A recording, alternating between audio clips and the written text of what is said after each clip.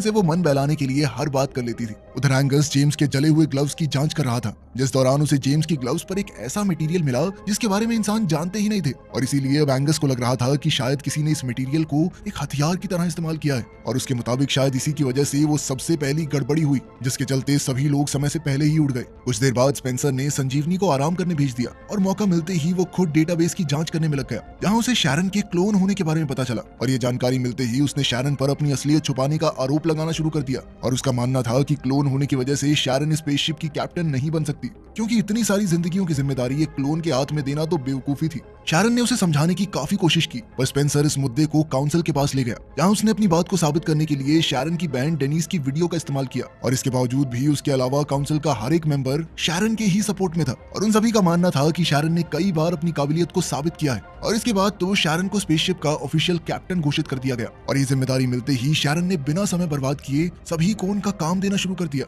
उधर engine room में ईवा और उसका असिस्टेंट ग्रेगोर लगातार स्पेसशिप की स्पीड को बढ़ाने की कोशिश में लगे हुए थे। इसके लिए वो एक ओवर एक्टिव फ्यूल का इस्तेमाल कर रहे थे, जिस पर ग्रेगोर ने ईवा को फ्यूल की ओवरहीटिंग के बारे में सावधान भी किया। और इसके बावजूद भी ईवा ने इसी रास्ते का इस्तेमाल करने का फैसला किया, और ग्रेगोर को इंजन का ध्यान रखते हुए किसी भी इमरजेंसी में पास ही में मौजूद लीवर खींचने को कहा, जिसके बाद वो खुद किसी काम से बाहर चली गई। और ईवा के इंजन रूम से निकलने के कुछ ही देर बाद अचानक फ्यूल ओवरहीटिंग की वजह से चारों तरफ रेडियो एक्टिव रेडिएशन फैल गई, और ये सब इतनी तेज हुआ कि ग्रेगोर उस लीवर को खींचने से पहले ही रेडिएशंस की चपेट में आ गया। कुछ देर बाद जेम्स का ध्यान स्पेसशिप की गिरती हुई रफ्तार पर पड़ा, और जब उसने शैरन को ये बात बताई तो उन दोनों का ही शक फ्यूल टैंक ब्लास्ट की तरफ गया। और अपने शक को दूर करने के लिए जब उन्होंने ग्रेगोर को कांटेक्ट करने की कोशिश की तो उन्हें सामने से कोई जवाब नहीं मिला, जिसके बाद उन्होंने ईवा को तुरंत इंजन रूम में जाने को कहा। और जब ईवा इंजन रूम में पहुंची तो उसने देखा कि रेडिएशंस की वजह से इंजन रूम के दरवाजे ऑटोमेटिकली लॉक हो चुके थे। ये देखते ही ईवा बहुत ज्यादा घबरा गई और उसने तुरंत ही ये जानकारी शैरन को दी, जिसके बाद सभी क्रू मेंबर्स रेडिएशन को न्यूट्रलाइज करने का तरीका ढूंढने में लग गए।